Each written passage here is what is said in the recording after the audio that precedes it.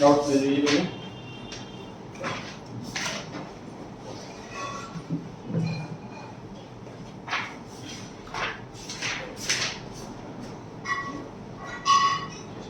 Third question किया था हमने लास्ट, कोई डाउट हो लास्ट क्लास का पूछे। Open compensation reserve is a liability or an asset. Why? बताइए आपके हाथ क्या आंसर होना चाहिए, मैं इसमें बताऊंगा। Liability है। करेक्ट। नहीं तो नहीं होता है कि फॉर्म से पैसा दिया, मतलब हमारे पार्टनर का पैसा रखा हुआ है फॉर्म में। बिल्कुल सही, किसी और का पैसा हमारे पास रखा हुआ इसीलिए लायबिलिटी। इनका डाउट है कि sir workman compensation reserve is a liability और एन एसेट। तो every reserve is a liability, it belongs to owner.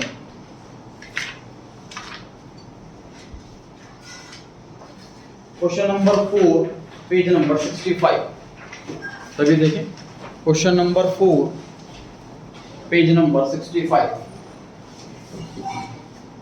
A and B are partners sharing profits and losses in the ratio 7:3.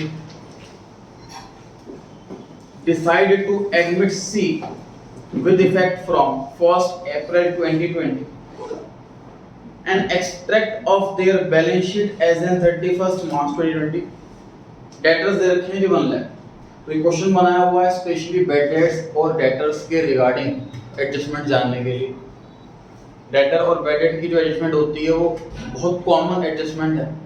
जैसे workman compensation reserve ये हर type के business में नहीं मिलेगा। ऐसे type के बिजनेस में मिलेगा जहां पे काम इस तरीके का है, जहां पर मतलब मिसहैपनिंग हो सकती है। जैसे कि सपोज मेट्रो का कंपनी, तो वहां पर वर्कर्स काम कर रहे हैं, फ्लाईओवर पे चढ़ रहे हैं, तो वहां की ऑर्डिनरी बात है कि 2 महीने में 3 महीने में कोई ना किसी की चोट लग जाए, ये नॉर्मल बात। लेकिन अगर हमारा एक नॉर्मल टाइप का बिजनेस है, एक ऐसा बिजनेस नहीं है जहां पर इस तरीके का रिस्की काम है, तो वहां वर्कमैन कॉम्पेंसेशन रिजर्व नहीं बनता। लेकिन डेटर्स हर बिजनेस में होते हैं, बैड डेट्स हर बिजनेस में होते हैं। तो जो कॉमन एडजस्टमेंट है जो मैक्सिमम बिजनेस में होती है, मैक्सिमम क्वेश्चन पेपर में भी होती है। क्वेश्चन पेपर में एडजस्टमेंट भी वही होती है तो जनरली प्रैक्टिकल लाइफ में ज्यादा होती है, जैसे कि बैड डेट्स। पढ़ते हैं। पहले पॉइंट में लिखता है कि बैड डेट्स हो गए 20,000 रुपए। बैलेंस शीट में लिखा है डेटर्स 1 लाख, मतलब हमने उधार देखो दिया होगा। देखो 1 लाख डेटर्स का क्या मतलब है सर? टोटल सपोज हमारी जो सेल्स है पूरे साल की वो 5 लाख, इसमें से 1,50,000 की कैश से, 3,50,000 की क्रेडिट से, इतना हमने उधार बेचा पूरे साल में। जो अप्रैल में बेचा होगा, एग्जांपल मानता हूं कि 3 महीने में पैसा आ जाता है, फॉर एग्जांपल पैसा 3 महीने में आ जाता है। जो अप्रैल में बेचा होगा पैसा उसका जुलाई में आ गया होगा, जो हमने मई में सामान बेचा होगा उसका पैसा अगस्त में आ गया होगा। लेकिन जो जनवरी, फरवरी और मार्च में सामान बेचा उसका पैसा तो अभी तक नहीं आया, उसका पैसा अप्रैल में आएगा, जनवरी का पैसा अप्रैल में आएगा। इस 3.5 लाख में से 2,50,000 कैश मिल चुका है और 1 लाख अभी पेंडिंग। डेटर इसी को बोल रहे हैं। दोबारा सुनो, क्वेश्चन के अंदर इनमें से कोई भी अमाउंट नहीं दे रखा, सब मैंने एग्जांपल इलस्ट्रेटिव लिए हैं। एग्जांपल आपके सामने मैं ये रख रहा हूं कि सपोज पूरे साल में मेरी सेल 5 लाख रुपए की हुई, जिसमें से 1,50,000 की मेरी कैश सेल हुई, सामान बेचा, पैसा हैंड टू हैंड आ गया, डेटर से मतलब नहीं। कितने रुपए की मेरी सेल क्रेडिट सेल हुई, मतलब मैंने उधार बेचा, इसमें से कुछ पैसा सेम ईयर में आगे तो गया होगा, इसमें से इतना पैसा हमारे सेम ईयर में आ गया, कितना पैसा भी मिलना बाकी है। तो बैलेंस शीट में डेटर तो 1 लाख ही आएंगे, इतने तो नहीं आएंगे। समझ पा रहे हो इस बात को? अब हमें लग रहा है नहीं, कंफर्म्ड है, इसमें से 20,000 रुपए के बैड डेट हो गए। डेटर 1 लाख के लिखे हुए हैं, लेकिन इसमें से 20,000 रुपए के बैड डेट्स हो चुके हैं, पैसा मर चुका है। अब इसको रिकॉर्ड करना, नए पार्टनर के आने से पहले ही हमें इस लॉस को बांट देना चाहिए, क्योंकि नए पार्टनर के आने से पहले बैड डेट हुआ है। इस लॉस को जो नुकसान की भरपाई करनी होगी वो पुराने पार्टनर्स को करनी होगी अपनी रेशो में। इस लॉस का नए पार्टनर से कोई लेना देना नहीं, इसलिए हम सारी एसेट्स की रिवैल्यूएशन कर रहे हैं इंक्लूडिंग डेटर। तो डेटर की भी रिवैल्यूएशन करी हम, डेटर से 1 लाख रुपीस लेना है हमारे बुक्स में लिखा हुआ, तो हमने हर एक जिसने भी सपोज के अंदर 6 नाम लिखे होंगे तो 6 के 6 पर्सन से हमने कॉल करी, पैसे कब दोगे, नहीं दोगे, तो हमें एक पर्सन ऐसा लग रहा है कि जो पैसा नहीं देगा, पैसा मत चुका 20,000, अब इसको रिकॉर्ड करना। चलिए 11th क्लास में होते मान लीजिए आप और आपसे पूछा होता बैड डेट्स हो गए, जर्नल एंट्री बताओ, तो क्या आंसर देते आप? परफेक्ट आंसर है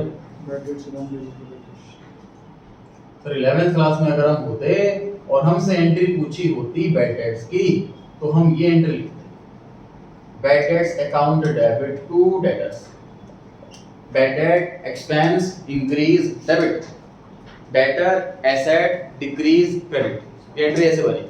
हाँ जी आ जाइए, बैड डेट एक्सपेंस है, एक्सपेंस डेबिट हो गया नुकसान लॉस, और डेटर एसेट, डेटर नाम की एसेट कम हो गई, पैसे नहीं मिलेंगे, अब इतने रुपए नहीं मिलेंगे, एसेट डिक्रीज क्रेडिट, समझ में आ रही है? सर 11th क्लास में अगर हम होते तो इस बैड डेट्स को कहां लेकर के जाते? ईयर एंड में पीएनएल में लेके जाते हैं।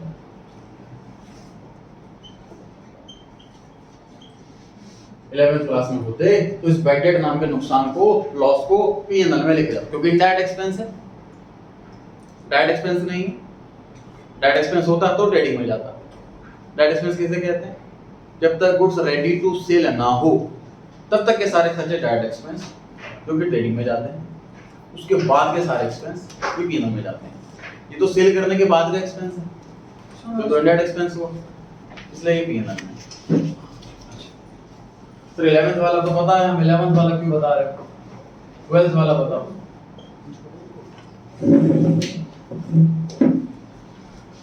क्योंकि सर हमारे क्वेश्चन के अंदर बैलेंस शीट और हमारे आंसर के अंदर भी बैलेंस शीट, तो पीएनएल में तो कोई एक्सपेंस कोई लॉस नहीं जाएगा, पीएनएल की जगह जितने भी लॉस है वो रीवैल्यूएशन अकाउंट में जाएंगे इस चैप्टर के अंदर, सिर्फ इस चैप्टर के अंदर। ऐसा मत रट लेना कि सर पार्टनरशिप में तो रूल है कोई भी एक्सपेंस हो पीएनएल में नहीं जाता, रीवैल्यूएशन में जाता, ऐसा कुछ नहीं है। टाइमिंग जो है इस चैप्टर के अंदर, वो टाइमिंग कैसी है कि हमारे पास साल का एंड हो चुका, 31 मार्च आ चुकी है, सारे अकाउंट्स क्लोज हो चुके हैं, बैलेंस शीट बन चुकी है, अब एक नया पार्टनर एडमिट हो रहा है, उसी टाइम हम बैलेंस शीट की सारी आइटम को दोबारा चेक कर रहे हैं, मार्केट वैल्यू पे लेके जा रहे हैं, ये टाइमिंग ऐसी। इसलिए हम ऐसे टाइम पर दोबारा से फ्रेश पीएनएल नहीं बनाएंगे, क्योंकि पीएनएल तो रूटीन वाले एक्सपेंसेस के लिए होता है, इसलिए हमने ऐसे टाइम के लिए रिवैल्यूएशन अकाउंट बनाया हुआ।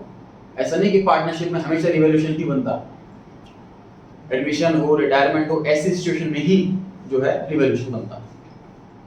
नॉर्मल सिचुएशन में कैसे अकाउंट्स बनते हैं पार्टनरशिप के, वैसे ही बनते हैं जैसे प्रोप्राइटरशिप में बनते हैं, इसलिए वो वाला पोर्शन हमारे 12th में रिपीट नहीं किया होगा। नॉर्मल ट्रांजैक्शन है नहीं पार्टनरशिप के हमारे कोर्स में, सिर्फ स्पेशल ट्रांजैक्शंस। पीएनएल की जगह रिवैल्यूएशन अकाउंट। अच्छा एक बार 11th वाले दोबारा से पढ़ते हैं। Sir bad debt to debtor, जब बैड डेट हो गया, और PNL to bad debt, bad नाम का एक्सपेंस हमने ट्रांसफर कर दिया पीएनएल। जरा कंबाइंड एंट्री बताना 11th वाली, 11th वाली combined entry, PNL debit to debtor, क्योंकि सर बैड डेट तो डेबिट भी हुआ, बैड डेट तो क्रेडिट भी हो, कैंसिल ही हो गया, अल्टीमेटली तो एंट्री के पास भी अल्टीमेटली पीएनएल डेबिट हुआ, डेटर क्रेडिट हुआ। लेकिन क्या 11th में कंबाइन कर सकते थे? नहीं, क्योंकि टाइमिंग अलग अलग होती है। कोई बैड डेट हो सकता है फरवरी में हो रही हो सकता है जनवरी में हो रही हो, लेकिन पीएनएल 31 मार्च को ही ओपन होगा। पीएनएल की लाइफ एक दिन की है, 31 मार्च को ओपन होगा, उस दिन क्लोज हो जाएगा, इसलिए कंबाइन नहीं कर सकते 11th क्लास में। अब 12th पे आ गए सर। 12th क्लास में जो इस टाइम पर हम खड़े हुए हैं कि एडमिशन हो रहा है कि नहीं, बस दोनों 31 मार्च पे खड़े हुए हैं हम। अभी हमने बैलेंस शीट बनाई थी और अभी नया पार्टनर एडमिट हो रहा है, अब दोबारा बैलेंस शीट बनानी पड़ रही है। ये टाइम है ऐसा, इस टाइम पे हमें पता लगा कि बैड डेट्स हो चुके हैं, अब तो कंबाइन कर सकते हैं, अब तो कंबाइन कर सकते हैं। और 12th वाली मुझे कंबाइंड एंट्री बताओ।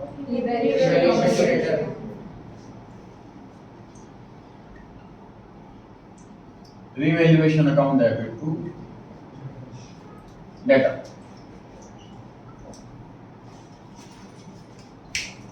मुझे बताइए फटाफट, रिवैल्यूएशन अकाउंट में किस साइड लिखोगे? डेबिट साइड में लिखेंगे। पार्टनर्स कैपिटल अकाउंट में किस साइड लिखोगे? तो जब एंट्री में ही पार्टनर कैपिटल नहीं है तो फिर पोस्टिंग में कैसे आएगा? बैलेंस शीट में क्या करोगे? सर इस क्वेश्चन के हिसाब से डेटर बैलेंस शीट में 80,000 लिखेंगे। चेक करो, डेटर बैलेंस शीट में कितने दिए हैं? 1 लाख। कितने रुपए से कम हो गए? 20,000 से। तो जब फ्रेश बैलेंस शीट बनाएंगे तो उसमें डेटर लिखेंगे 80,000। जब आप आंसर नोट करें तो ऐसे भी नोट कर सकते हो साथ साथ, ऐसे शॉर्ट में, मतलब फुल फ्लैश फॉर्मेट ना बना करके हर एक केस के बाद, जैसे एंट्री लिख ली आपने उसके बाद ऐसे छोटा छोटा फॉर्मेट बना दिया ताकि ध्यान रहे कि रिवैल्यूएशन में डेबिट में 20, बैलेंस शीट में डेटा 80 है, ऐसे ध्यान रहे। जो बच्चे लेट आए हैं पेज नंबर 65 पर हैं, question number 4, page number 65 question number 4 noting कीजिए। अक्सर हमें एग्जाम में करना क्या है, कंबाइंड एंट्री करनी है या दो वाली एंट्री करनी है, आपकी इच्छा। दोनों के तरीके 100% सही है। आप इलस्ट्रेशन में देखोगे तो आपको रिवैल्यूएशन अकाउंट के डेबिट देखो, यहां से देखो इधर बोर्ड पेज पर, मुझे बताओ मैं यहाँ पर 2 में क्या लिखूं? डेटर्स। बैड डेट्स लिखूं या डेटर लिखूं? डेटर। दोनों आंसर सही। ये कंबाइंड एंट्री करने से दो एंट्री गलत हो जाती हैं, नहीं समझ पा रहे हो? भाई अगर मैं दो एंट्री कर रहा हूं, सोच के देखो, पहली entry bad debt to debtor, फिर दूसरी entry revaluation to bad debt. तो रिवैल्यूएशन अकाउंट के जब मैं लिखूंगा रिवैल्यूएशन अकाउंट में तो डेबिट साइड में क्या आता है? Credit side. क्रेडिट साइड में क्या लिखा हुआ? बैड डेट, तो यहां बैड डेट आएगा। लेकिन अगर मैं जनरल एंट्री कर रहा हूं कंबाइंड वाली, तो रिवैल्यूएशन अकाउंट डेबिट हो रहा है किस वजह से? डेटर अकाउंट की वजह से, तो यहां पर डेटर अकाउंट है। तो इसका मतलब सर एंट्री तो एग्जाम में मांगता नहीं है, लेजर ही मांगता। तो सर लेजर में थोड़ा ना पता है कि अपने एंट्री किस रूट से जा रहा है, दो एंट्री के रूट से जा रहे हैं कि सिंगल एंट्री के रूट से जा रहे हैं। तो एग्जाम में सर हम टू बैड डेट लिखें तो भी फुल मार्क्स मिलेंगे, टू डेटर लिखें तो भी फुल मार्क्स मिलेंगे। कितनी बढ़िया बात। ये ऑप्शन 11 में नहीं था क्योंकि bad debts is a separate account और डेट अलग होती, कंबाइंड नहीं कर सकते 11 में। 12th में क्योंकि टाइमिंग सेम है, उसी दिन पता लगा बैड डेट, उसी दिन बैलेंस शीट बनानी, इसलिए 12th में कंबाइंड कर सकते हैं ऐसे टाइम। नोट कर लीजिए फटाफट से एंट्री। हाँ देखो, आपको अगर बिल्कुल क्लियर कट समझ में आ गया तो मतलब ना बनाए चाहे तो, लेकिन बेटर ही रहेगा अगर बनाएंगे तो छोटे छोटे लेजर हर एक केस के अंदर।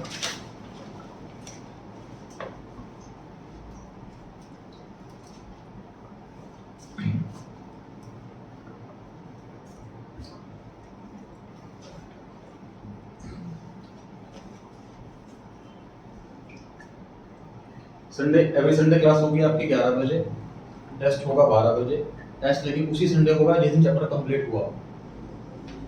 जैसे चैप्टर 5 चल रहा है, जैसे कंप्लीट हो जाएगा उसके बाद जो पहला संडे पड़ेगा उस दिन उसका टेस्ट होगा आफ्टर क्लास। 11 से 12 क्लास, 12 से 1 टेस्ट। जो सैटरडे को कभी कंप्लीट हुआ तो संडे को अगले दिन ही टेस्ट हाँ हो जाएगा।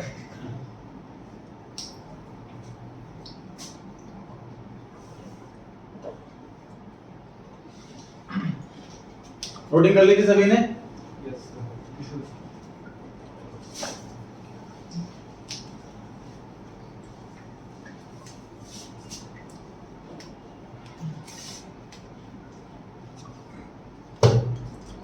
तुमने ध्यान से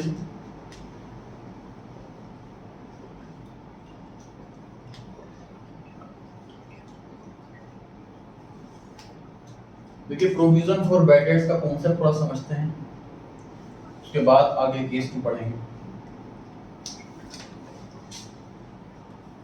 बैड डेट मतलब नुकसान, जो डेटर से पैसा मरना। प्रोविजन वर्ड तभी इस्तेमाल करते हैं जब अमाउंट हमें एक्यूरेटली नहीं पता, एस्टिमेटेड होता, तभी हम प्रोविजन वर्ड इस्तेमाल करते हैं।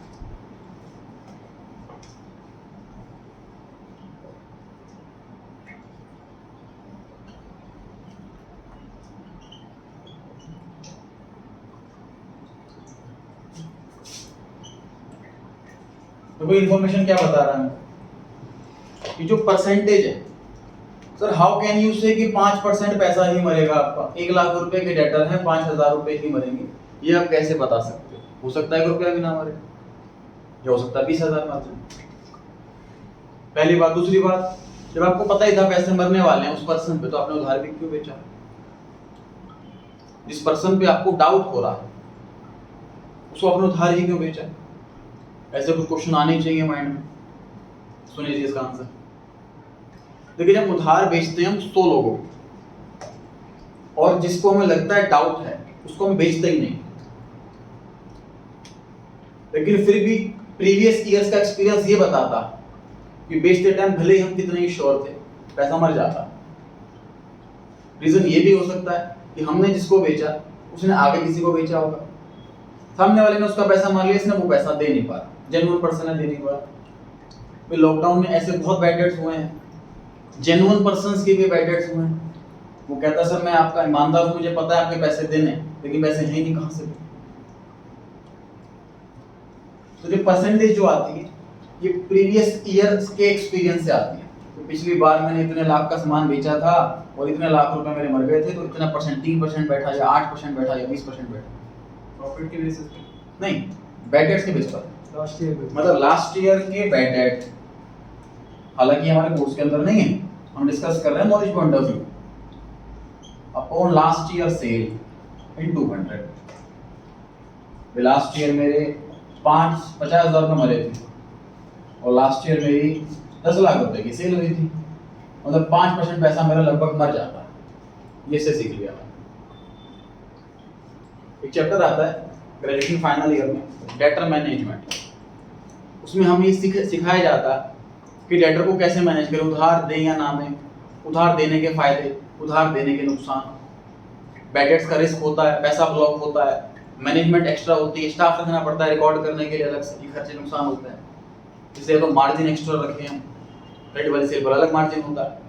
शॉप पे कोई सामान लेने के लिए जाते हैं, मान लीजिए टीवी फ्रिज वगैरह कुछ लेने के लिए जा रहे हैं और वो कहता है सपोज 40,000, आप कहते हैं जी ठीक लगाओ, उसका अगला क्वेश्चन होता है पेमेंट कैसे करो। अगर आप हैंड टू हैंड पेमेंट कर रहे हो फिर भी वो काफ़ी डिस्काउंट दे दे। उधार में ले रहे हो या कार्ड वगैरह से ले रहे हो, इंस्टॉलमेंट में ले रहे हो, तो फिर वो डिस्काउंट बहुत कम से कम करें, क्योंकि उधार में रिस्क रहता है, पेमेंट मरने के चांस रहते हैं, इसलिए वो मार्जिन ज़्यादा रहता है। अच्छा,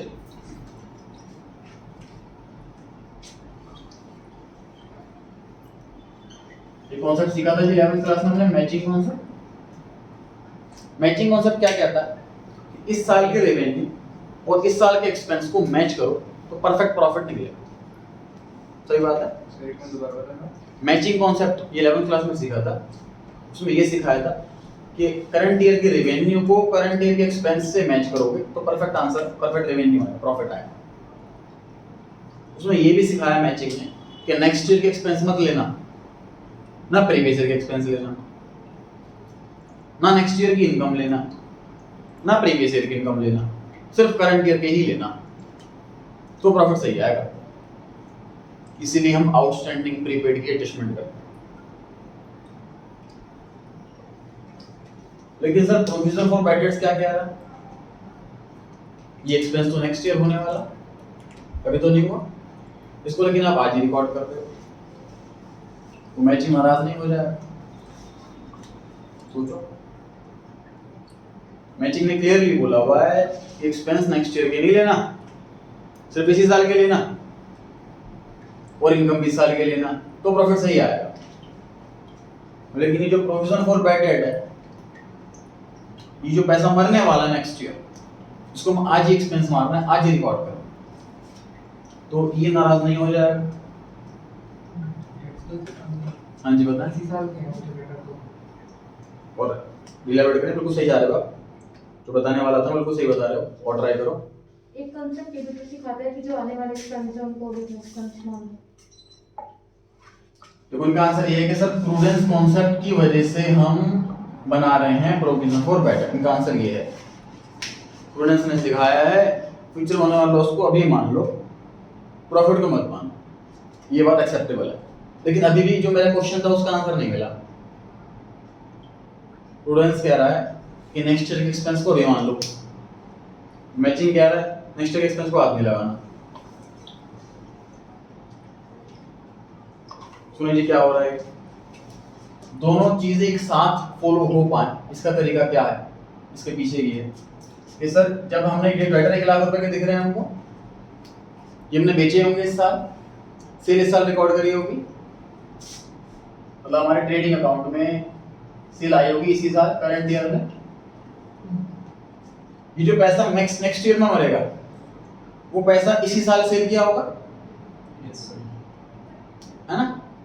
जो पैसा नेक्स्ट ईयर में मरेगा अमाउंट इस साल बेचा होगा, रेवेन्यू इस साल रिकॉर्ड कर लिया, तो एक्सपेंस इस साल रिकॉर्ड करने में क्या दिक्कत है, प्रोविजन फॉर बैड डेट। तो उसके देखो मैजिक फॉल हो गया नहीं हो गया, ये होने वाला है नेक्स्ट ईयर बट है तो एक्सपेंस इसी साल का, सोच के देखो उस साल में अमाउंट नहीं पता, इस साल रिकॉर्ड इसीलिए कर रहे हैं क्योंकि एक्सपेंस है इसी साल का। ऐसा नहीं एक्सपेंस नेक्स्ट ईयर का रिकॉर्ड कर रहे हैं, बस एक्यूरेट अमाउंट नहीं पता इसलिए अंदाजे पे रिकॉर्ड। समझ पा रहे हो बात, Yes, sir. फॉलो हो रहा है मैचिंग अच्छे से। Yes. Yes. ये तो कॉन्सेप्ट वाली बात हुई, अब एंट्रीज की बात करते हैं कुछ।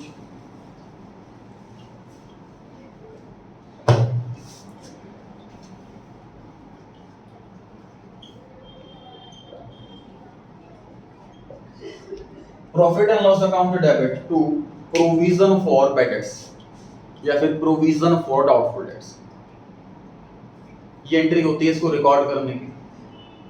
पीएनएल डेबिट क्यों करा सर, क्योंकि एक्सपेंस है, और प्रोविजन क्रेडिट क्यों करा, इट्स अ नेगेटिव एसेट, ये डेटर का नेगेटिव बैलेंस। डेटर को दिखा रहे हैं जितना पैसा आएगा, प्रोविजन में दिखा रहे हैं जितना पैसा नहीं आएगा। A negative asset carries credit balance, ठीक।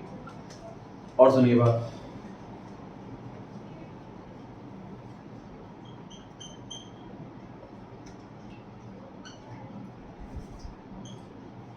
प्रोविजन 5%, जो समझा रहा हूं मैं वो प्रेजेंटेशन वाला पॉइंट समझा रहा हूं, ध्यान से सुनना है, ये मिस्टेक होती है प्रेजेंटेशन में। मैं एग्जांपल ले रहा हूं, डेटर 1 लाख के हैं, प्रोविजन 5% बनाना है, 5000 रुपये आएगा अमाउंट। Yes. डेटर के लेजर में बैलेंस बीडी 1 लाख है, ओपनिंग बैलेंस। बैलेंस सीडी आप लोगों ने बताना है कितना, 1 लाख या 95,000 या 1,05,000। और जो 5,000 रुपये है वो मैं किस साइड लिखूं, डेबिट साइड लिखूं या क्रेडिट साइड लिखूं, और किस नाम से लिखूं। ये 3 क्वेश्चंस हैं मुझे आप लोगों से। पहला क्वेश्चन कि बैलेंस सीडी में अमाउंट कितना आएगा, लिख देता हूं मैं तीनों अमाउंट, 1 लाख या फिर 95,000 या 1,05,000। अभी क्वेश्चन नहीं कर रहे हम नोट्स का, बेसिक क्लियर करो उसके बाद क्वेश्चन पर आएंगे। दूसरा सवाल ये है कि 5,000 क्रेडिट में आएंगे या 5,000 डेबिट में आएंगे। तीसरा सवाल है कि पर्टिकुलर्स के कॉलम में क्या लगेगा, सोचिए सभी, एक भी आंसर आपको लग रहा है कि मुझे आता है तो बताएं। So the amount is 95,000 हाँ जी, amount तो 95,000 95 बता रहे हैं एक आंसर, और कोई by bad debt provision for bad debts credit में और 95,000 एक आंसर है सर यहाँ आना चाहिए by provision for bad date 5,000 और यहाँ 95। और कोई So 1 lakh ही रहेगा 1 लाख आएगा, और कोई 1,05,000. 1,05,000 आएगा, और कोई डेटर के डेबिट में आया provision. डेटर के डेबिट में प्रोविजन आएगा।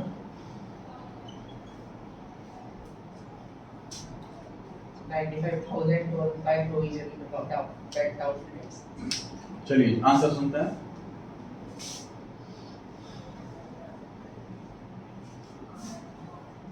ये आंसर है।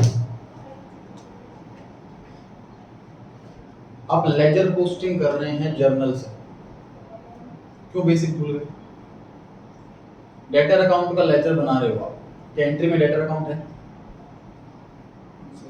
एंट्री में ना तो डेबिट साइड में डेटर ना क्रेडिट साइड में, तो पोस्टिंग में कैसे आ जाएगा। सर एंट्री तो होगी ना, एंट्री में क्या लिखा होगा, डेबिट साइड में पीएनएल अकाउंट, एंट्री में क्या लिखा होगा क्रेडिट साइड में? Provision for bad dates. मतलब मैं आपसे अगर पूछता कि P&L अकाउंट में किस साइड आएगा, तो आप बोलते सर डेबिट साइड में लिखो 5000 to provision for bad debt के नाम से। अगर मैं आपसे पूछता कि provision for bad debt account में किधर आएगा, तो आप बोलते सर क्रेडिट साइड में लिखो बाय P&L के नाम से। भाई जब डेटर डेबिट क्रेडिट ही नहीं हुआ तो लेजर में कैसे आ जाएगा? सुनिए ध्यान से। सर इससे हमने क्या चीज सीखी? सर इससे हमने ये चीज सीखी कि प्रोविजन आने से हमारे डेटर कम नहीं होते। ये हमारा अंदाजा है कि हमारा 5000 रुपया मर सकता है। इट डजंट मीन कि हमें 1 लाख रुपए लेने का राइट नहीं। हम डेटर से अभी भी मार्केट में 1 लाख रुपए लेने ही जाएंगे। मान लीजिए सपोज ये 6 लोग हैं, सपोज किसी से 20,000 लेने हैं, किसी से 5,000 लेने हैं, ऐसे कुछ करके 6 लोग हैं, तो हम 6 के 6 लोगों के पास पैसे लेने के लिए जाएंगे और पूरा 1 लाख रुपया ही डिमांड करेंगे। तब पता लगेगा कि 2,000 रुपये मरा या 6,000 रुपये मरा। समझ पा रहे हो आप? हमने सर क्या चीज लर्न कर लिया आज कि sir provision for bad date से डेटर का अकाउंट कम नहीं होता। डेटर अकाउंट में उतना ही बैलेंस रहता। डेटर का अकाउंट कम करने की बजाय हम एक सेपरेट अकाउंट ओपन कर लेते हैं प्रोविजन फॉर बैड डेट के नाम से। सर अगर ये प्रोविजन फॉर बैड डेट नहीं होता, नॉर्मल बैड डेट होता, तो मैं डेटर कम कर लेता।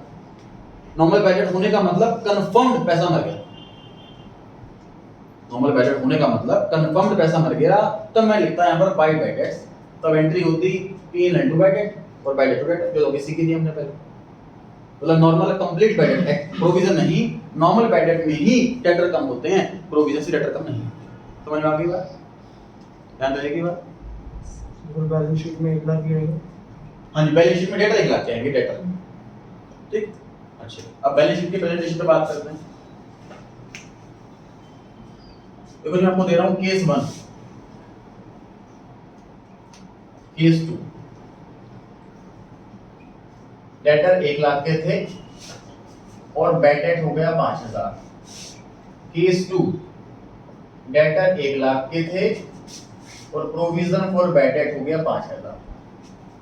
सर केस में बैड डेट होती है। नहीं, मैं क्वेश्चन नोट्स वाला नहीं ले रहा, मैं नोट्स वाला क्वेश्चन नहीं ले रहा।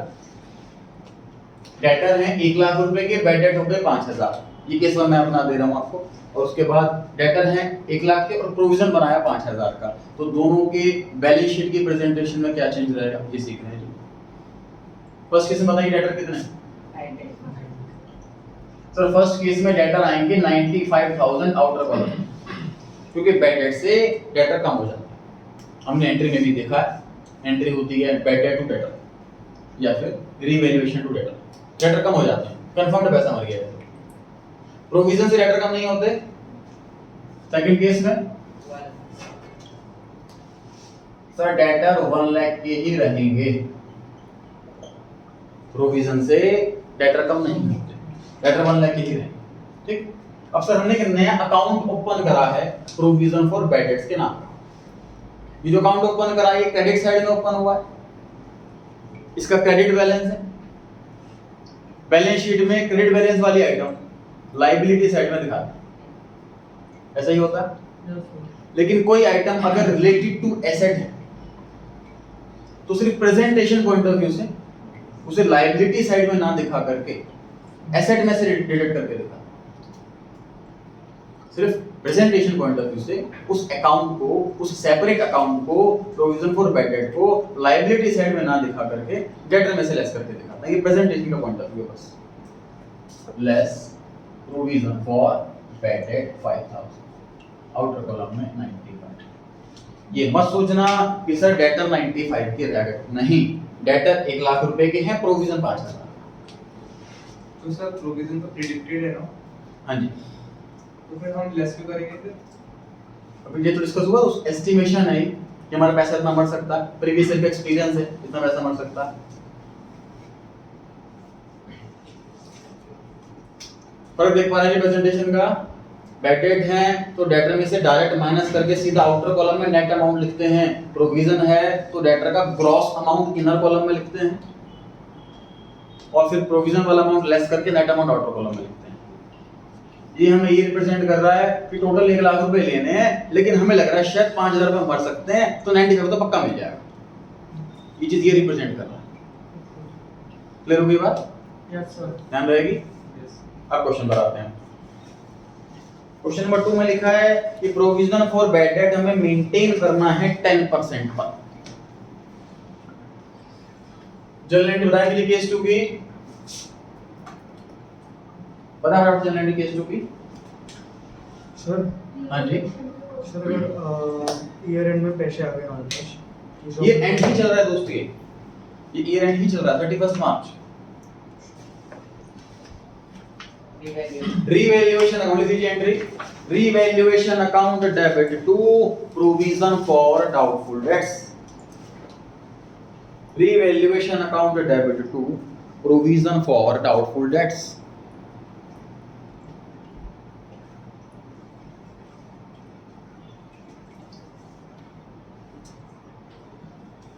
अमाउंट कितना है कौन बच्चा बताएगा जी? 10,000, 1 लाख का 10% 10,000। रिवैल्यूएशन अकाउंट में किस साइड लिखोगे? Debit side. कितना? 10,000। 10,000 10,000। पार्टनर्स कैपिटल अकाउंट में किस साइड लिखोगे? कहीं नहीं आएगा। बैलेंस शीट में एसेट साइड में डेटर कितने आएंगे? 1 lakh. Less provision 9,000। Outer column में 90,000।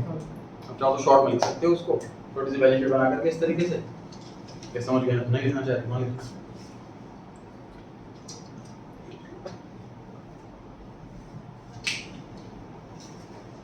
रिवैल्यूएशन में 2 प्रोविजन करके लिखना है। हाँ जी, वो जो एंट्री में वही पोस्टिंग है, उसमें कोई डाउट नहीं।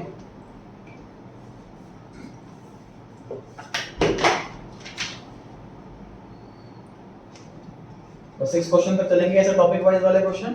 7 क्वेश्चन से फुल फ्लेज वाले क्वेश्चन है, बढ़िया प्रैक्टिस हो जाएगी। रिवैल्यूएशन अकाउंट बैलेंस शीट सब बनाएंगे उस क्वेश्चन में। पढ़ें जी आगे। Yes sir. ये 3 पर आ जाते हैं जी। 7 मिनट। ओके, ये 3 पर आ जाते हैं। सबसे जैसे बैड डेट से लिखा होगा तो फिर हमें सीधा माइनस करके आउटर कॉलम में लिखाना नहीं है, माइनस करके। बिल्कुल सही, दिखाना नहीं।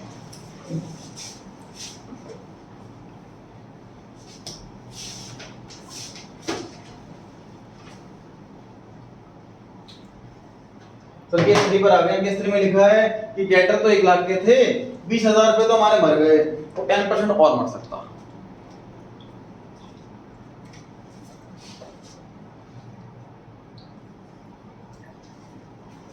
Revaluation account debit to debtor 20,000। नुकसान हो गया, 20,000 रुपए मर गए, नुकसान में लॉस में रिवैल्यूएशन डेबिट करते हैं। डेटर क्रेडिट करना सही है क्योंकि पैसा मर गया, अब तो कंफर्म डेटर कम कर सकते हैं। Yes sir. ठीक बात है। Yes sir. उसके बाद क्वेश्चन क्या है? प्रोविजन भी बनाओ। प्रोविजन की एंट्री बोलो फटाफट से। Revaluation account debit to provision for doubtful debt. मुझे बताओ अमाउंट कितना लिखूं? 8,000। 8,000 के 10,000 8,000। 8,000 बिल्कुल सही जी। ध्यान से देखिए, टोटल डेटर 1 लाख के, इसमें से 20,000 रुपए हमारे पैसे मर गए, 80,000 बचे हुए हैं।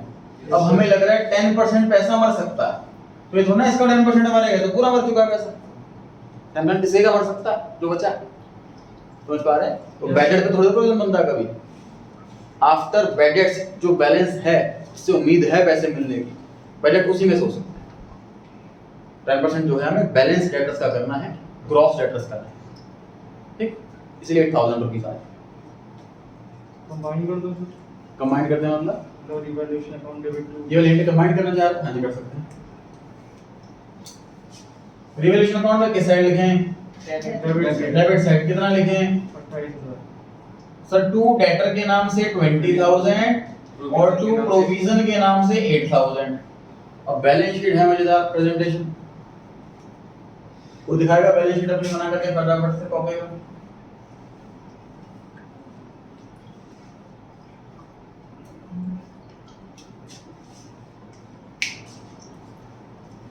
यश मास्क ऊपर रखें।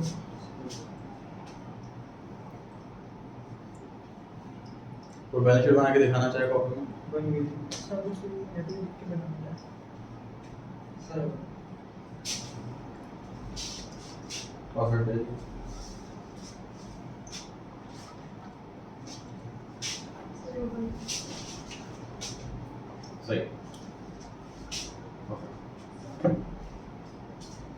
सर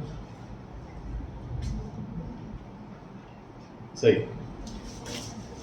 डेटर 80,000 के बचे बैड डेट्स के बाद लेस प्रोविजन 8,000, आउटर कॉलम में 72,000। ठीक है जी। अच्छा एक चीज और सुनिए इसके अंदर, सेकंड प्रेजेंटेशन दिखा रहा हूँ। देखिए डेटर जैसे मैंने 80,000 लिखा है यहाँ पर, तो 20,000 डायरेक्ट माइनस करके लिख दिया। कुछ स्टूडेंट्स होते हैं कि सर ये मैं 20,000 रुपये भी लेस करके दिखाना चाहता हूँ, तो क्या कोई गलत हो जाएगा, कोई पाप हो जाएगा? नहीं, ऐसा कोई पाप नहीं होगा।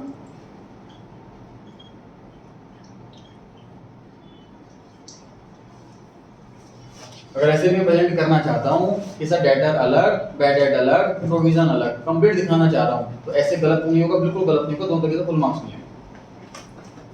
ठीक, लेकिन मेरा ये माइनस करके प्रेजेंट करने वाला ये बात बतानी इसलिए जरूरी थी कि आप ऐसा नहीं कर सकते कि सर बैलेंस शीट में डेटर सीधा 72 लिखूं, तो ऐसे तो गलत तो नहीं होगा, बिल्कुल गलत हो जाएगा। अगर वर्किंग नोट बना दिया तो सही है बताओ। लेकिन 1-2 प्लस माइनस करो, उसका की नोट नहीं बनाया जाता, पेपर लेंथी लगता है अकाउंट्स का वैसे। प्रोविजन अगर है तो आप डायरेक्ट आउटर कॉलम में नहीं लिख सकते, लेस करके ही दिखाना। बैड डेट है तो आपकी चॉइस है, डायरेक्ट लेस कर दो या लेस करके दिखाओ, ये आपकी चॉइस है। ठीक है जी, कर सकते हैं आगे। Yes sir. क्वेश्चन नंबर 4 तो ऐसे ही 5 पर आते हैं जी, मजेदार ये।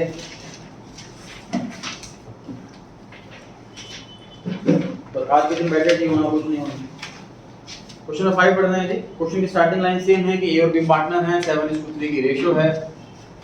बैलेंस शीट में डेटर दिया हुआ 1 लाख और प्रोविजन भी दिया हुआ है 20,000, ओल्ड प्रोविजन। डेटर है 1 लाख के और ओल्ड प्रोविजन अकाउंट है 20,000 का, आउटर कॉलम में लिखा हुआ है 80,000। अब पढ़ते हैं जी 1 से लेकर 13 तक क्या क्या हुआ। केस 1, एक्चुअल बैड डेट्स हो गए जी 20,000।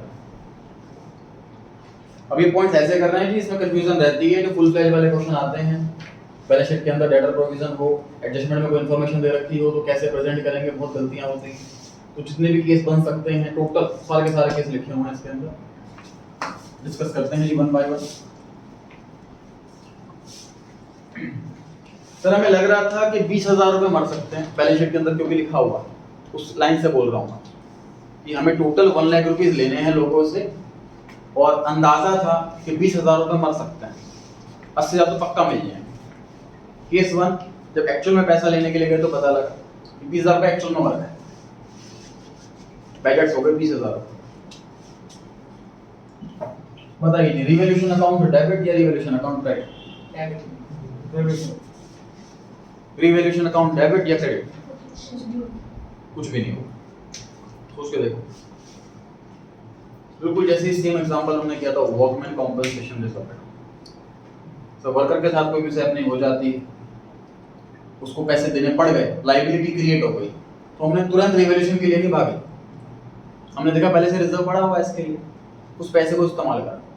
अगर वो इनसफिशिएंट रहा तो ही रिवैल्यूएशन से पैसा लिया। सेम चीज कि सर पैकेट्स हो गए 20,000 रुपए के लिए, इसलिए हमने पहले से ही बनाया हुआ है प्रोविजन 20,000 रुपए, वहां से यूज करेंगे।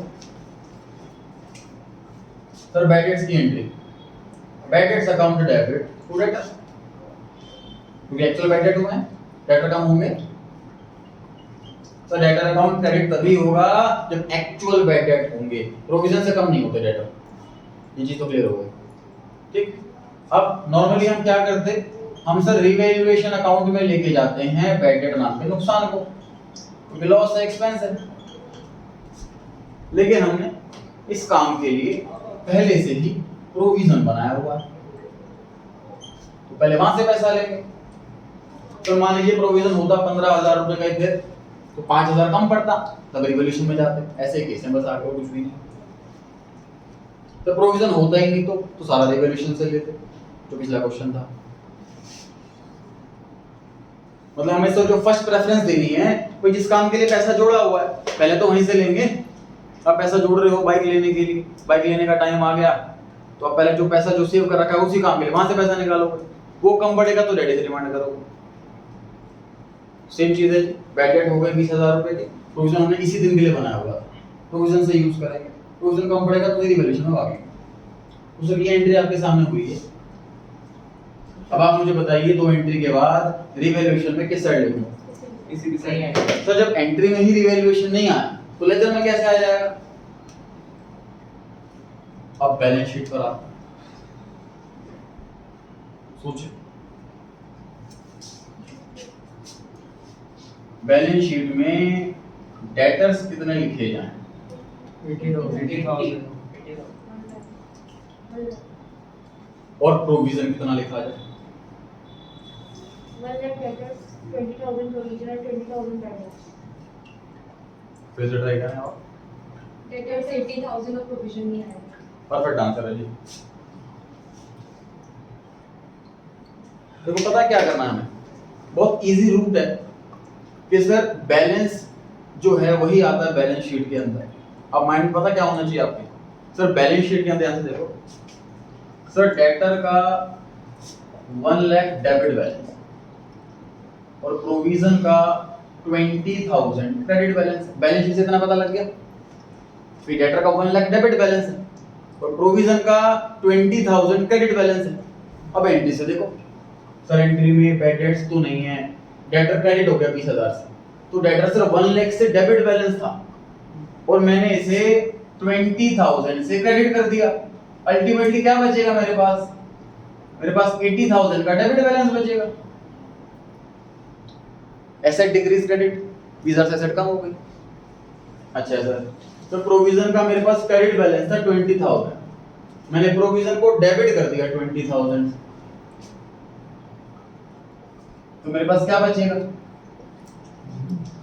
कुछ नहीं बचेगा। जो बैलेंस हो उसे एक शीट पे लिख देना, दिस इज बैलेंस शीट, खत्म। Case 1 complete. नोट कर लें। सर जो मेन एंट्री ऊपर वाले ना bad debt to debtor account, ये पूरा मेन है।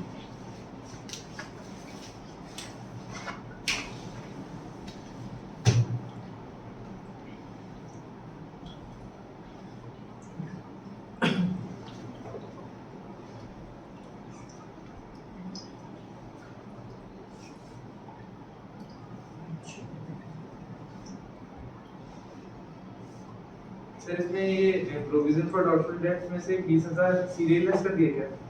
हाँ जी, मतलब ऐसे दिखाना नहीं पड़ेगा कि हमने दिखा दिया। बैलेंस शीट में उसी चीज को दिखाया जाता है जो उसका बैलेंस।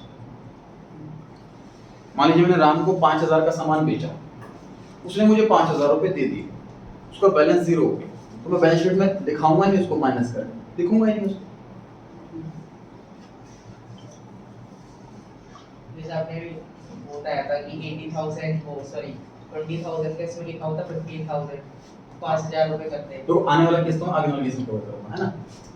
जो आप डाउट पूछ रहे हो उसके सारे केसेस हैं इसके अंदर, कम होगा तो क्या, ज्यादा होगा तो डिस्कस करेंगे उसको। तो हाँ जी, हाँ एंड कमांड कर सर, ये डेबिट हो रहा है, ये क्रेडिट हो रहा है।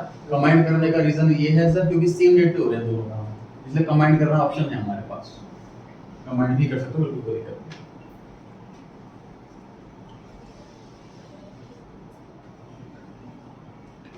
बढ़े जी आगे, केस 2 पर आ जा। तो केस 2 में लिखा हुआ है कि केवल 10,000 के बैड डेट्स हुए। बताइए फर्स्ट एंट्री में क्या चेंज करो? अमाउंट चेंज कर दो सर, 20 की जगह 10,000। सेकंड एंट्री में क्या चेंज करो? रिवैल्यूएशन क्यों लिखूं भाई? नहीं आया, सर नॉट कम ही है सर। सिंपल सी बात सर, कि सर बाइक के लिए पैसे जोड़े हुए थे मैंने 60,000 रुपए, बाइक 50,000 में आ गई। फंड जोड़ा हुआ था 20,000 रुपए का और रिक्वायरमेंट थी 10,000 की, तो फंड 10,000 रुपए का बच ही गया। 10,000 के बैडेड हुए, बैडेड नाम का expense increase debit, asset decrease credit. पहली एंट्री कंप्लीट हो गई जी। इस नुकसान की भरपाई कहां से करेंगे? जिस काम के लिए पहले से पैसा जोड़ा हुआ है, प्रोविजन टू बैडेड 10,000, ठीक है। यानी कि सर एंट्री सेम वही रहेगी, अमाउंट चेंज नहीं है। इस केस में एंट्री सेम रहेगी, अमाउंट चेंज होगा।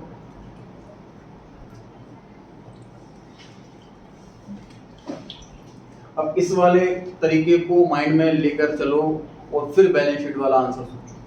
90,000। एक काम करो, आप खुद बैलेंस शीट बना लो अपनी कॉपी में, क्योंकि 1 बाय 1 चेक करना पॉसिबल नहीं। इस वाले रूल को फॉलो करते हुए अपनी कॉपी में बैलेंस शीट बना लो, फिर मैं 30 सेकंड बाद खुद बोर्ड पे समझाऊंगा। अगर करेक्ट होती है तो अच्छी बात है, वरना कट करके सही बना दूंगा। ये मत सोचना कि सर कट करना पड़ जाएगा, ओवर राइटिंग हो जाएगी। आपको जो सही आंसर लग रहा है बैलेंस शीट सर मेरे हिसाब से ऐसी होनी चाहिए, वैसे बैलेंस शीट बना लो, फिर बोर्ड से कंफर्म करना कि सही है गलत है, क्या ऊपर नीचे करना।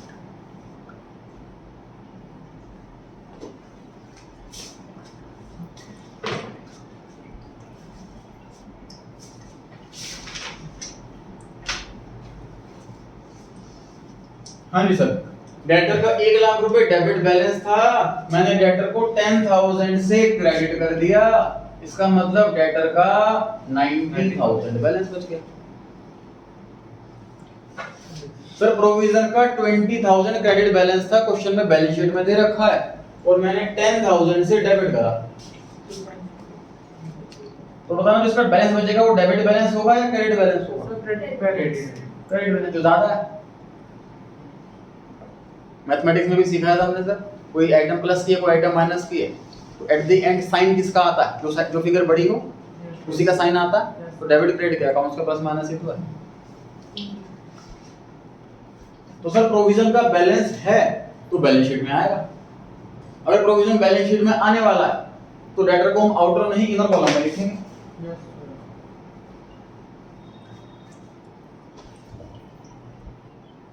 इस तरीके से बनेगी बैलेंस शीट। अब क्लियर हो गई बात? Yes sir. Yes sir. पढ़ सकते हैं आगे। सर बोलिए।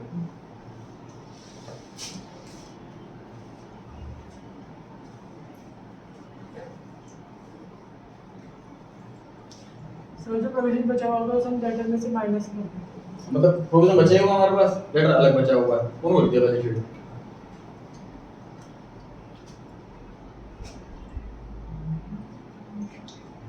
केस 3, बैड डेट्स हो गए हैं 25,000 के। मुझे बताइए फर्स्ट एंट्री में क्या चेंज करने का मन है?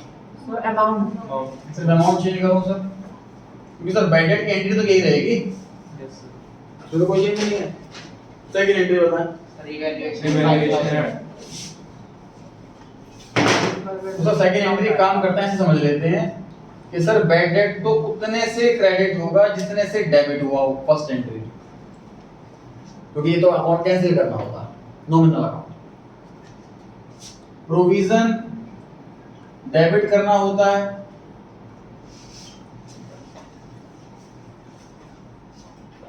अवेलेबल और bad debt whichever is lower।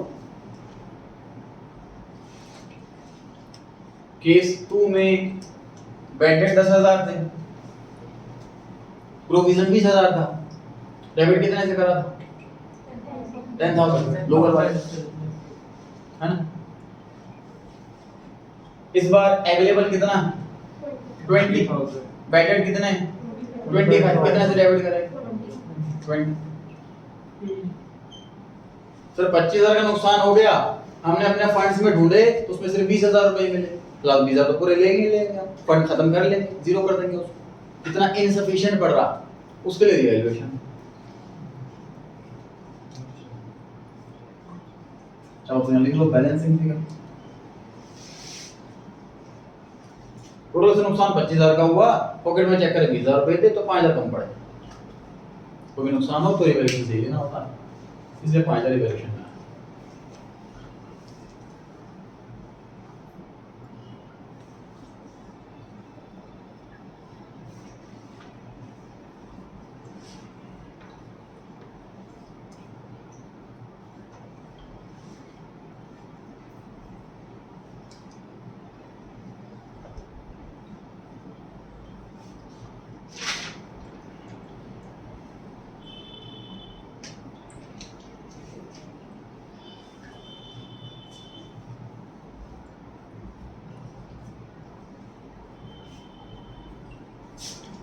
Balance sheet बताएंगे जी आप लोग? डेटर से 25,000। बिल्कुल सही। तो डेटर का डेबिट बैलेंस 1 लाख का था, हमने क्रेडिट कर दिया 25 से, तो कितना बैलेंस बच जाएगा? 75। प्रोविजन का 20,000 क्रेडिट बैलेंस था, 20,000 से डेबिट करा, कोई बात नहीं, तो इसका बैलेंस 0 हो गया, इसलिए बैलेंस शीट में नहीं आया। ठीक है, तो बैलेंस शीट ऐसी बनेगी इस केस में। डेटर सीधा आउटर कॉलम में 75,000 नोट कर लिया जी सभी ने? जो 5,000 बचा वो कहाँ जाएगा फिर? जो 5,000 बचा डिविएशन अकाउंट डेबिट साइड,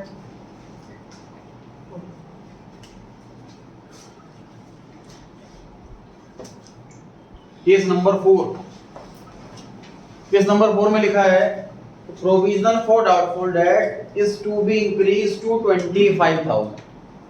बताइए जी फर्स्ट एंट्री में क्या चेंज करूं? हाँ जी, So 45,000 आएगी। फर्स्ट एंट्री आएगी नहीं, बिल्कुल सही जवाब। फर्स्ट एंट्री किस चीज की है? बैकेट्स होने की, बैकेट्स हुए क्या इस केस में? नहीं हुए, फर्स्ट एंट्री होगी इस केस में। इसको काटा मार दो, नोट मत कर लो। सेकंड केस पे आते हैं, इस बार बैकेट्स तो वैसे रियल एंट्री तो होगी नहीं, बैकेट्स तो हुई नहीं है। नेक्स्ट एंट्री क्या होगी देखिए, revaluation account debit to provision 5,000। तो हमारा प्रोविजन ऑलरेडी 20,000 का है, क्वेश्चन कहता है इसे इंक्रीज करो 25,000 रुपए तक, मतलब 5,000 रुपए से। प्रोविजन इंक्रीज होना नुकसान वाली बात है कि हमें लग रहा था पहले 20,000 रुपए मर सकते हैं, अब हमें लग रहा है 25,000 मर सकते हैं, इसलिए रिवैल्यूएशन अकाउंट डेबिट हुआ। तो एक लोग यही एंट्री होगी इस केस के अंदर, revaluation account debit to provision for doubtful debts 5,000, revaluation account debit to provision for doubtful debts 5,000। बताइए बैलेंस शीट में डेटर कितने लिखे जाएंगे? 1 लाख से डेटर का मतलब कोई चेंज करेंगे नहीं आपने, डेटर 1 लाख के थे ना, डेबिट करा मैंने डेटर को, देख लो ना, डेबिट करा, डेटर के बैलेंस में कोई चेंज नहीं। प्रोविजन कितना लिखूं? 25,000 25,000। तो प्रोविजन का 20,000 क्रेडिट बैलेंस था और अब मैंने 5,000 से इसको और क्रेडिट कर दिया, देखो 5,000 से और क्रेडिट कर दिया, तो उसका बैलेंस कितना हो गया? 25,000 क्रेडिट बैलेंस हो गया।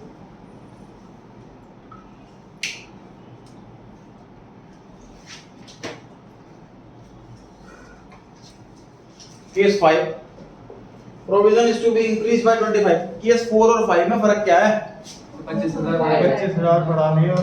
पहले वाले केस में चेंज 5,000 का था, इस बार चेंज 25,000 का।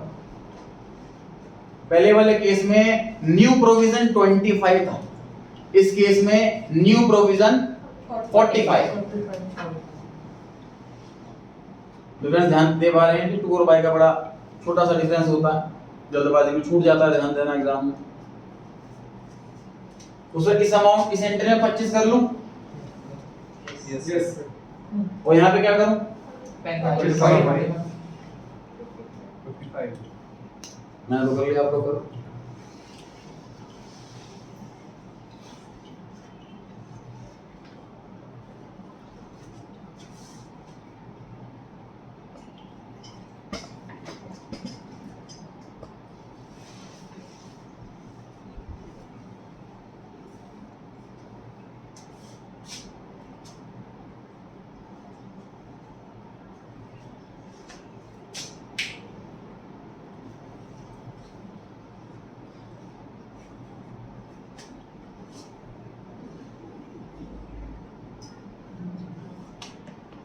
केस 4 और केस 6 में फर्क बताओ। केस 4 और केस 6 के आंसर में फर्क बताओ। छह नहीं होगा same same same answer. Case 4 में वही चीज रुपीस में बताई गई है, केस 6 में वही चीज परसेंटेज में बताई गई है।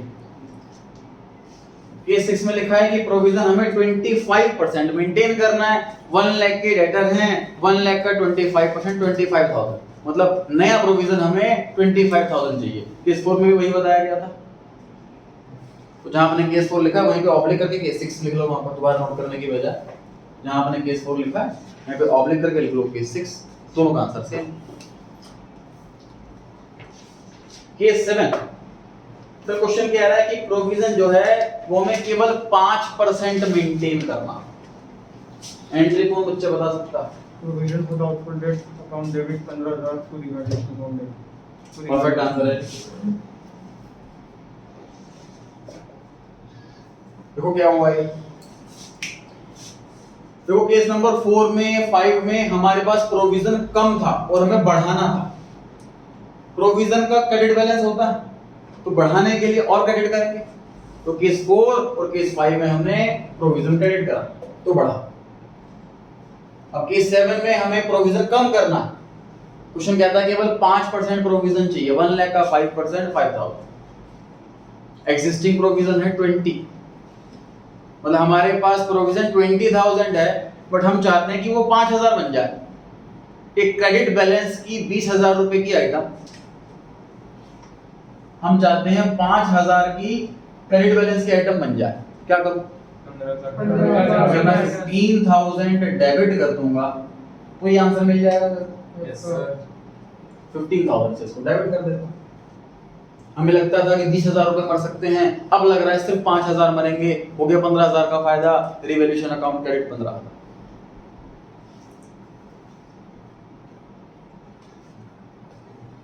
एंट्री लिख लीजिए। मुझे बताइए बैलेंस शीट में डेटर्स कितने लिखे जाएं?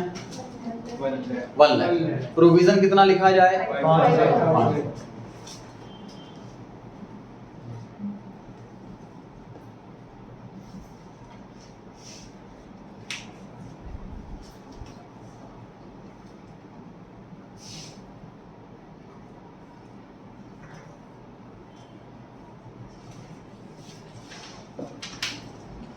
केस 8 में एंट्री बताइए जी, कौन बच्चा बता सकता है?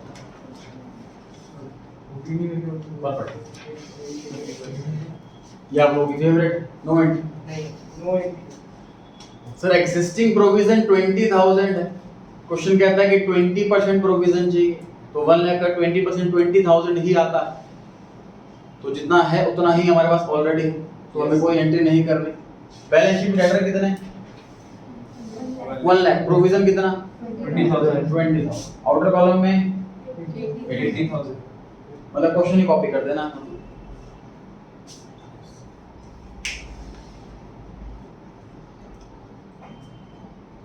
8-10 साल में एक आध एडजस्टमेंट ऐसी आ जाती है जिसमें कुछ करना ही नहीं होता, लेकिन वो टाइम डबल खाता है एग्जाम में। एग्जाम में स्टूडेंट को ऐसा लगता है कुछ ना कुछ तो करना ही होगा इसके अंदर, जरूर मैं ध्यान से नहीं पढ़ पा रहा हूँ। चलिए केस नंबर 9।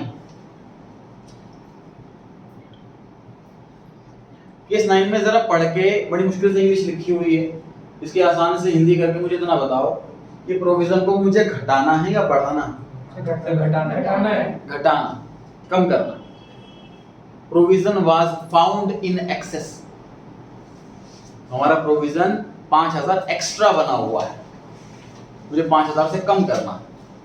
5,000 से कम करना है तो 5,000 से डेबिट कर दूं, कम हो जाएगा। तो ये आंसर बन गया। Provision account debit to revaluation. Exam में फुल फॉर्म लिख दीजिए, provision for doubtful debts account debit to revaluation account. Balance sheet में डेटर्स कितने? 1 लाख। प्रोविजन कितना? 15। तो 20,000 का प्रोविजन था, 5,000 से कम कर दिया तो 85 पे तो बचेगा।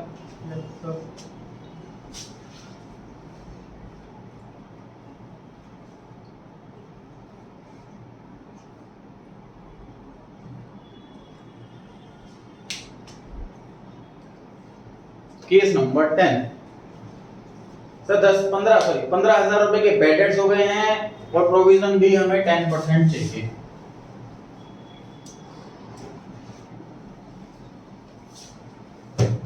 सर बैड डेट्स की एंट्री तो हमें बिल्कुल अच्छे से याद हो चुकी है। Bad debts account debit to debtor, ये एंट्री। इस बैड डेट के नुकसान को मैं रिवैल्यूएशन में लेके जाऊं या प्रोविजन से राइट ऑफ करूं? सर हम चेक करेंगे, अगर हमारे पास सफिशिएंट प्रोविजन है तो वहीं से लेंगे पैसा, अगर इनसफिशिएंट है तो रिवैल्यूएशन से मांगेंगे। हमारे पास सफिशिएंट है। ये दो एंट्री तो हुई बैड डेट की। बैड डेट हो गए, bad debt account debit to debtor, ये पैसा मरने की एंट्री। इस बैड डेट के नुकसान को राइट ऑफ करना है हमें। First preference provision, provision insufficient हो तो रिवैल्यूएशन। क्वेश्चन में ऑलरेडी जो एक्सिस्टिंग प्रोविजन है वो 20,000 का है, हमें सिर्फ 15,000 चाहिए, तो सफिशिएंट है, इसलिए हमने प्रोविजन से ही पूरा पैसा राइट ऑफ कर लिया। मुझे इतनी एंट्री करने के बाद बताओ डेटर का बैलेंस कितना बचा? 85। क्योंकि सर 1 लाख का डेबिट बैलेंस था, मैंने 15,000 से क्रेडिट कर दिया, तो 85,000 का डेबिट बैलेंस। ठीक, मुझे बताइए इतनी एंट्रीज करने के बाद प्रोविजन का कितना बैलेंस बचा? 5,000। सर 20,000 क्रेडिट बैलेंस था, मैंने 15,000 से डेबिट करा, तो बच गया 5,000 का क्रेडिट बैलेंस। बैड डेट करने के बाद, अभी कंप्लीट नहीं हुआ, कैसे नोट नहीं करना, बैड डेट्स होने के बाद का ये आंसर है। अब आगे क्वेश्चन पढ़ते हैं। क्वेश्चन में ये भी लिखा हुआ है कि भाई मुझे जो प्रोविजन है वो 10% मेंटेन करना। तो डेटर कितने के हैं? 85,000, उसका 10% कितना होगा? 8500, 8,500। प्रोविजन है कितना मेरे पास? कितना बनाऊं? 3,500। समझ पा रहे हो? 85,000 की डेटर है। क्वेश्चन क्या आता है कि 10% प्रोविजन मेंटेन करो। 85,000 का 10% हुआ 8,500, और अभी मेरे को प्रोविजन दिख रहा है 5,000 का, तो जितना कम है उतना क्रिएट कर लेता हूँ। क्रिएट करने के लिए क्या करूँ? प्रोविजन को डेबिट या क्रेडिट? क्रेडिट। सर प्रोविजन का ऑलरेडी क्रेडिट बैलेंस होता है, तो जो क्रेडिट नेचर की आइटम होती है ना, उनके लिए क्रेडिट का मतलब प्लस होता है। कैपिटल लायबिलिटी रिवेन्यू, इनके लिए क्रेडिट का मतलब प्लस होता है। इनको बढ़ाना है तो क्रेडिट करो, घटाना है तो डेबिट करो। एसेट और एक्सपेंस का डेबिट नेचर होता, इनके लिए डेबिट का मतलब प्लस होता। क्या एंट्री बोलो फटाफट? Revaluation account debit to so revaluation account debit to provision. Provision मुझे क्रिएट करना है, बढ़ाना है 3,500 से। अब प्रोविजन कितना लिखूं बैलेंस शीट में? 8,500। 8,500। कितना बच गया?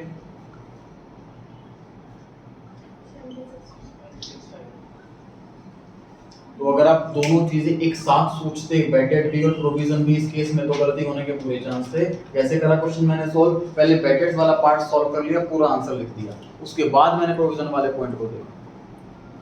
क्वेश्चन को ऐसे ब्रेक करो एडजस्टमेंट को, कभी कोई कंबाइंड एडजस्टमेंट आ जाती है, उसको ब्रेक करो पहले, फिर अलग अलग सोल्व करने की कोशिश करो।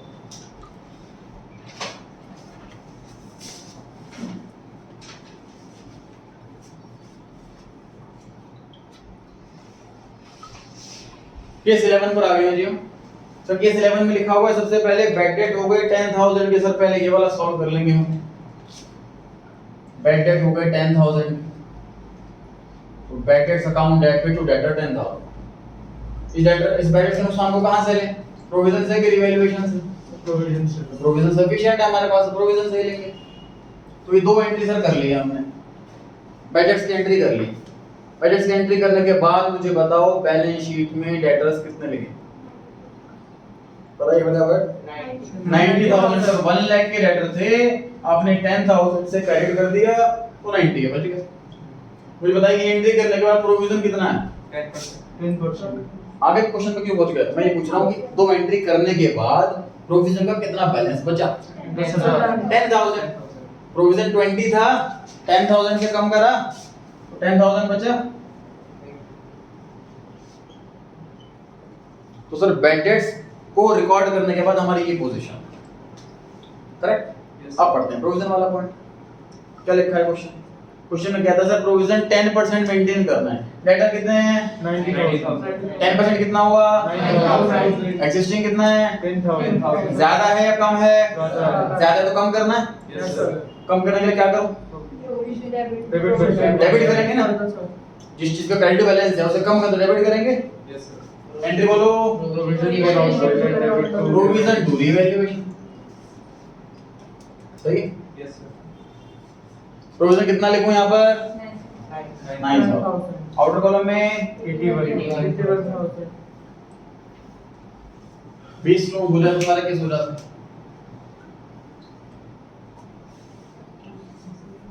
अब इसमें से कोई सी भी एडिशन बना सकते हैं एग्जाम में, तो 13 दे रखी है, बैड डेट प्रोविजन साथ में या सिर्फ बैड डेट या सिर्फ प्रोविजन। क्वेश्चन के अंदर बैलेंस शीट के अंदर प्रोविजन हो भी सकता नहीं भी हो सकता, इसलिए क्वेश्चन नंबर 4 दिया था मैंने आपको बिना प्रोविजन वाला क्वेश्चन, क्वेश्चन 5 दे दिया विद प्रोविजन वाला क्वेश्चन। चलिए केस 12 पर आ गया। इसमें लिखा है सर बैड डेट हो गए 10,000 के, तो सर दो एंट्री तो लिखी हुई है हमने, ये बैड डेट की एंट्री 10,000 के बैड डेट। इतनी एंट्री करने के बाद हमारी बैलेंस शीट की पोजीशन क्या थी फटाफट से बता दो।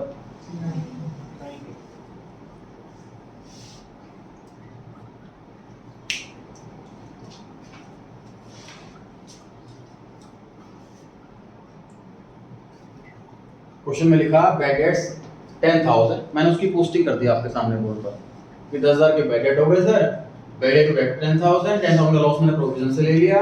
इतना करने के बाद फिर मैंने एंट्री पास कर दी, मतलब पोस्टिंग कर दी बैलेंस शीट के अंदर कि डेटर 1 लाख के थे, 10 से कम हो गए 90 के रह गए, प्रोविजन 20 का था 10 से कम हो गया 90 का 10 का रह गया, 90 माइनस 10 80।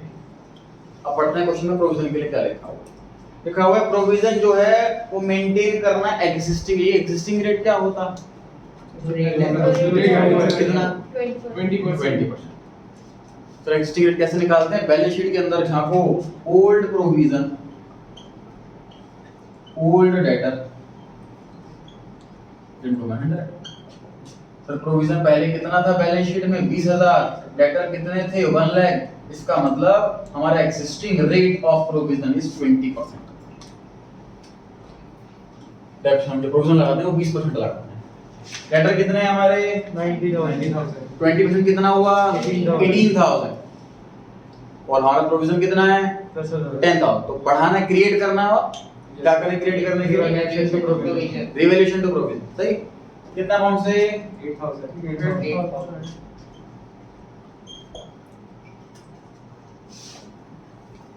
एग्जिस्टिंग रेट लिखा हो तो उसका मतलब हमारा रेट कैलकुलेट करना पड़ेगा, तो 20% आ रहा है। तो कुछ क्वेश्चन में तो अमाउंट इजी दे रखे ना 20,000 एक लाख तो इजीली निकल गया, उससे डाटा दे रखी हो 85,000, प्रोविजन दे रखा हो कुछ 5,500 ऐसा कुछ तो निकालना पड़ेगा ना, फिर तो पता होना चाहिए कि एग्जिस्टिंग रेट कैसे निकालते हैं। उतना ही हमें मेंटेन करना, मतलब एक तरह से हमारे पास प्रोविजन 10 है और हमें 18 मेंटेन करना, तो फिर क्या करें, तो 8,000 से क्रेडिट करेंगे तो मेंटेन हो जाएगा, इसलिए हमने इसको 8,000 रुपए से क्रेडिट करा। बैलेंस शीट में डेटर कितने लिखूं 90, प्रोविजन कितना लिखूं 18,000। आउटर कॉलम में 72,000। 72,000। तो लास्ट केस ये छुट्टी हो जाएगी आप। लास्ट केस कहता है सारे डेटर्स बढ़िया, तो क्या करें हम बताइए? प्रोविजन रिमूव करते हैं। देखो इसका मीनिंग क्या हुआ कि सर बैलेंस शीट को देख करके हमें लग रहा है कि 1 लाख रुपए के टोटल डेटर्स हैं, उसमें से 20,000 रुपए के नालायक लोग हैं जो पैसा मार सकते हैं हमारा।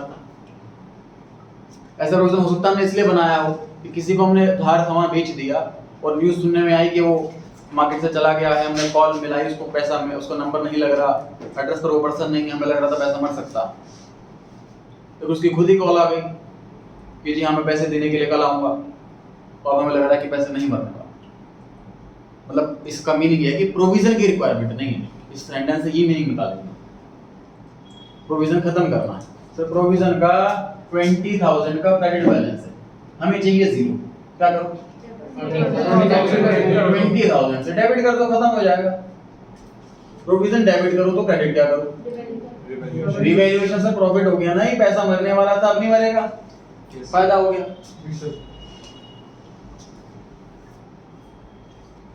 बैलेंस शीट में डेटर्स कितने लिखूं, प्रोविजन कितना लिखूं? जीरो बिल्कुल सही।